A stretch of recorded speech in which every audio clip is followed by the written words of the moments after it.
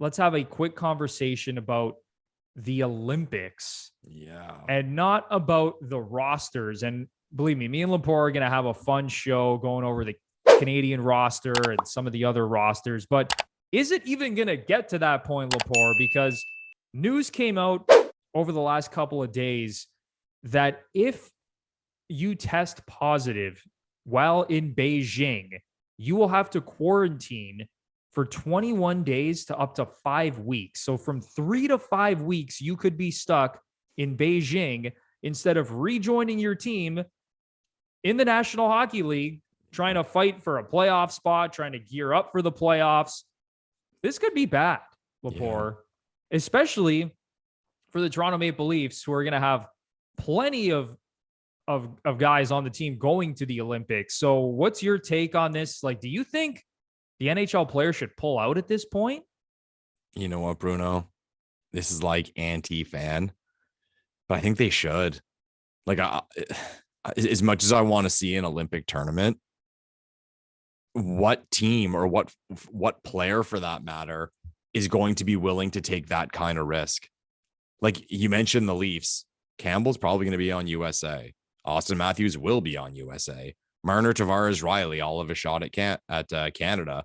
Nylander will be on Sweden. Kasha, they'll be on their respected Olympic teams.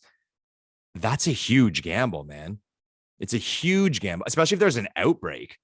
What happens if there's a Team Canada outbreak and like all of Team Canada is stuck in Beijing, or Team USA, Team Sweden, Team Russia, whatever? Take your pick.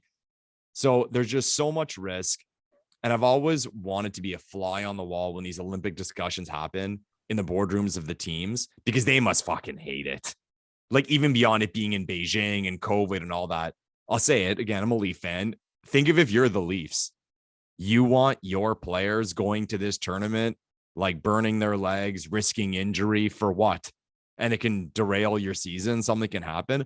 Like I've said it before, like as far as the Sens go, a lot of people point to the year they lost to the Devils in the conference finals in Game 7 in the early 2000s, as well as them making the Stanley Cup final in 2007 as like their best opportunities to win.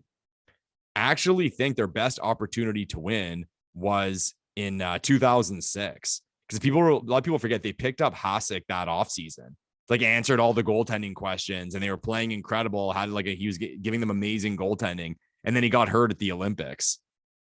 And they still had a great season, but then they had Emery, and Emery had a decent NHL career, but he's not Dominic Hasek. And I really do think like that may have cost the Ottawa Senators the Stanley Cup. So teams can't like it. And then you throw in this, it's all the way in Beijing. Let's say it, like there's political issues over there. We're dealing with COVID. This rule comes in. It's hard, man. Like if I was a betting man right now, I would say no. Like even the players, like that risk. I know they all want to play in the Olympics and like win a gold medal for their country, but are you willing to risk that?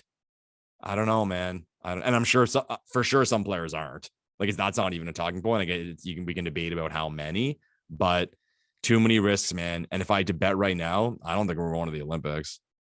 I agree. Hearing this news from Chris Johnston, and then to also know that the players in the league have until January 10th to withdraw without financial penalties. So I think they can go past that deadline, but then there will be financial penalties involved. But you said it, man. Who pays that? I'm not exactly sure, but I mean, I'm sure the NHL is going to have to fork out, I don't know how much money. Yeah, that's a weird one. It would cost them, but yeah. So, I mean, I'm assuming they'd want to avoid that, but even thinking about Edmonton, for example, like imagine McDavid has to quarantine there, or Draisaitl playing for, like, imagine losing Draisaitl for 4 or 5 weeks. Like that's a disaster. I mean, go across the board for any team, right? Same thing with like Colorado. If they're going to miss McKinnon or Rantanen on Finland, Gabriel Landeskog, Team Sweden, like, man, oh man, it's a bad situation for everybody involved, especially if you do happen to test positive while in Beijing. And I'm right there with you, Lepore. I do not think it's worth the risk hearing this news. And I think the players probably share the same feelings at this point. Yeah, I would think so.